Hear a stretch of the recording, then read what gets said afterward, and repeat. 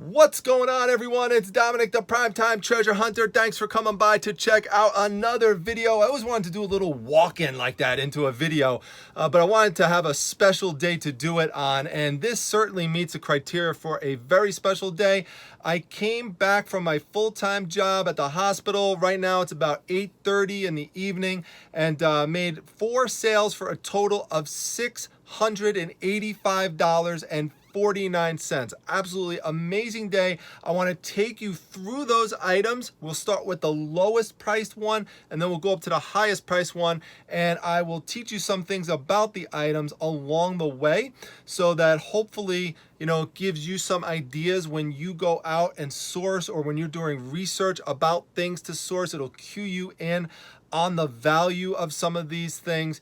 Even if you don't find the same exact items, it still could give you an idea when we start talking about some of the characters and the titles and things like that. You'll see what I mean in just a moment. So let's start with the first one, which you remember if you've been watching my haul videos for a little bit. About a month ago or so, I would say, I did a haul video in which I was at an estate sale, and I went down into the basement, and I went into a crawl space, and they had just taken out stuff from that crawl space that was there for decades, and this toy, along with many others, were just packed against the back of that crawl space. And I was fortunate to be able to get back there and to grab all of the Star Wars toys that were there. I got all of the Star Wars toys that day for a total of $120, excepting the figures, which was a separate purchase that I made. But all the toys, the vehicles and the play sets and stuff like that, for $120. So prior to today, I had sold the Creature Cantina for $210, and that's like the Star Wars bar scene. And I had sold the Twin Pod Cloud Car for $90. So already I'm in profit with the rest of the toys. I made my money back on that Creature Cantina sale and into profit just on one of the items. So this one here, which is the Imperial Troop Transporter, sold today for $80. This one is going to Germany, and it shows the importance of making sure you're opening up your markets to the global shipping program. Or even if you don't want to do the global shipping program, there's other ways to do international shipping. You could do it through pirate ship. You could do it through, just your own management of it, however you want to do it. But I love doing it with global shipping, and it makes me a lot of sales, as you will see here today. So I'll tell you a few things that's pretty neat about this toy. It came out in 1979 as a way to promote the Empire Strikes Back movie.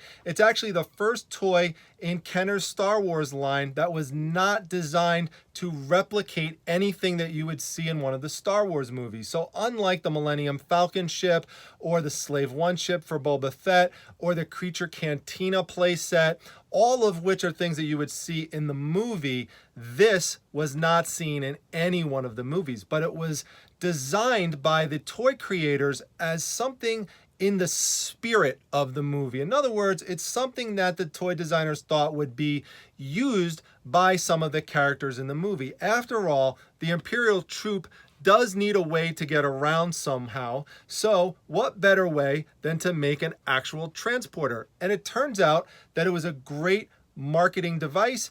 It sold very well. Kids really liked it. And to this day, some people still look back at this as their favorite Star Wars toy when they were younger. How do I know that? Well, I had someone actually contact me on social media today to tell me just that when they saw that I posted this sale. So that's the reason why people will pay up, because they want to get this toy back in their collection. In fact, the person told me that he had sold it and then he regretted it later on, or he wished that he had it back. And some people will do that. They'll sell a toy, maybe 10 years ago they sold it, and now they regret it and they want to get it back. So, or they lost it when they were younger, their mom threw it out or something, and now they want to get it back and recreate their collection. That is very, very common. So a couple things I'm going to tell you about a box condition and just a box in general. It is very important to have the original box. You could still sell these toys without the original box, but the value will definitely go up if you have that original box. Now, the original box doesn't have to be in perfect condition. It could have damage to it, and it will still drive the value up. So even if there's a tear on it, if there's stickers on it that shouldn't be there, if there's, layers of cardboard, that are missing off of it, if there's writing on it, if there's a flap missing, like you could see here, we have a flap missing, stains, people will still prefer that over no box. Why? Well, yeah, this flap is missing, but guess what? A Star Wars collector could, put this to the side, and display it just like that. So that'll look pretty neat in their collection, and they just won't look at that part of it. Or they might just put something over it or something. The other thing is there's a nostalgic component to it. So people remember Christmas time or a birthday or a special occasion when they, tore open the, the wrapping that was around it and seeing that box for the first time. It kind of floods them back with those positive memories. They enjoy seeing that. And then lastly, it's just another step towards completeness, and collectors love completeness. So the more complete you have an item, the better it is. The less complete you have the item, the less you're going to get out of it in terms of value. And I'm actually going to pull the item out of here right now, and I'll show you a couple things about it that make it an interesting toy.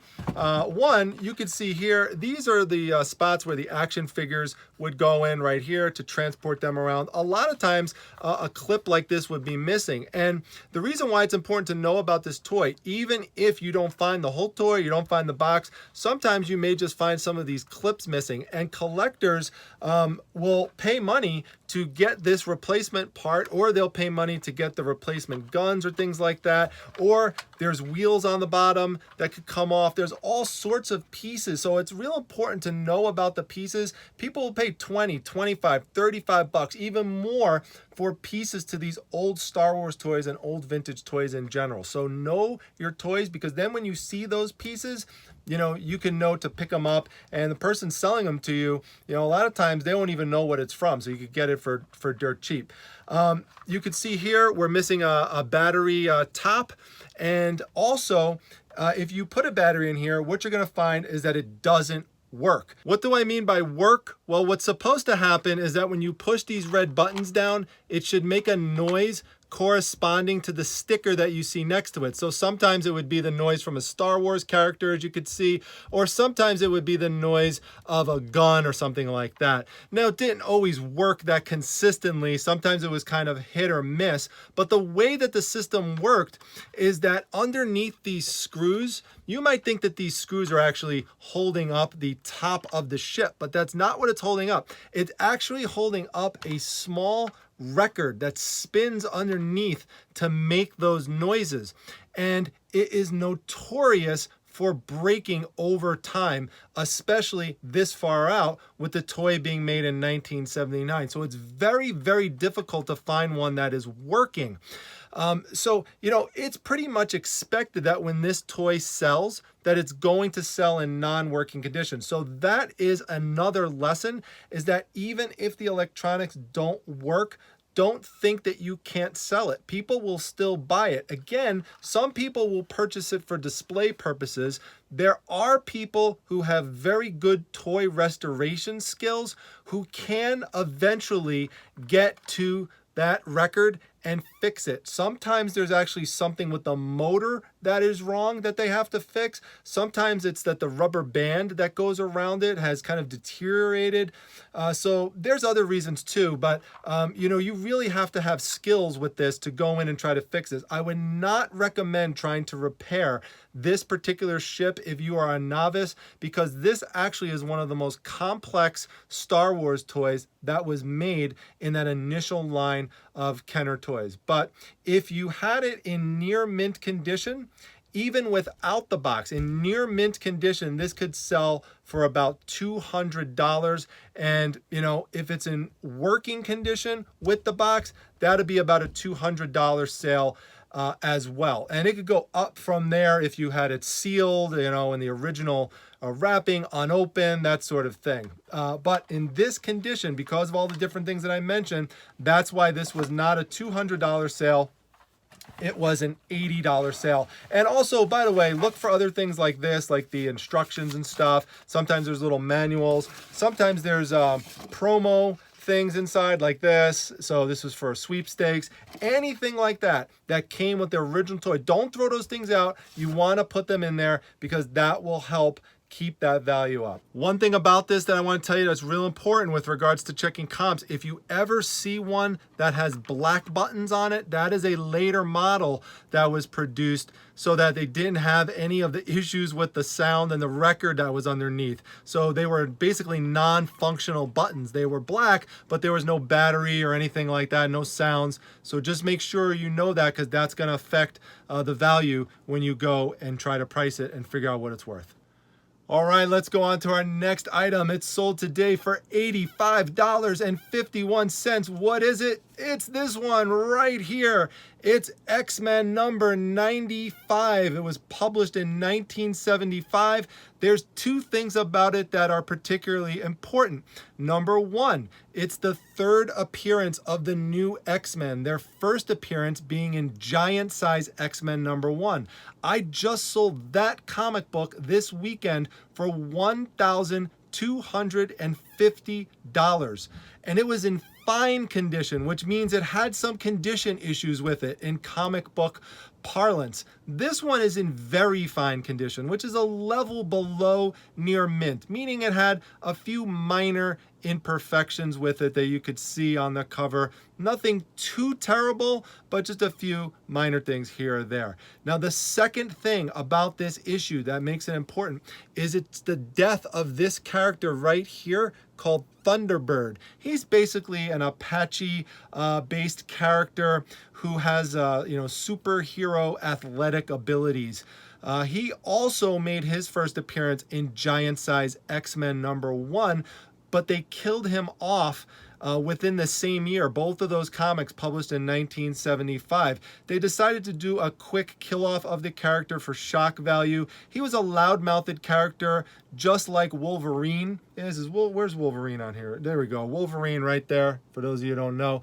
The people who created the comic, they just decided they couldn't have two loud-mouthed characters, in the series. It would probably be annoying for the fans. So rather than, building up a whole big relationship with this character over 2 years and then killing him off, they just killed him off pretty quick. But the lessons to be learned about this is that, if you see an old X-Men comic book, if it's in those early 100s and back, pick it up. Even if the condition is bad, it likely is going to still have some significant value, unless it's just completely, torn to shreds. There's so many important things that happened in those early X-Men series. You could pick out almost any issue, and there's probably something important that happened in it. Now, this is not certified, it's not graded, anything like that, but if you had a certified near mint condition of this book, that could sell for approximately $400. So that's the X-Men number 95.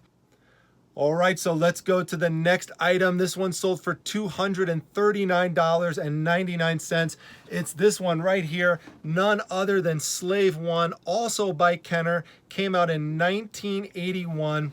It is very famous because it is the spaceship of Boba Fett, one of the most revered characters in all of Star Wars. You could see him right there. You need to be able to recognize him. He is a bounty hunter. He goes and he captures Han Solo. And in fact, one of the cool things that they put in this toy is they actually have the frozen Han Solo that you carry into the ship. Now, I have that as part of this, and everything else that's supposed to be there is there. It is in working condition. It's not electronic, but there is a lever underneath that you squeeze, and that holds the wings into any position that you wind up putting them in, so up or down or whatever, and you could just kind of manipulate it like that.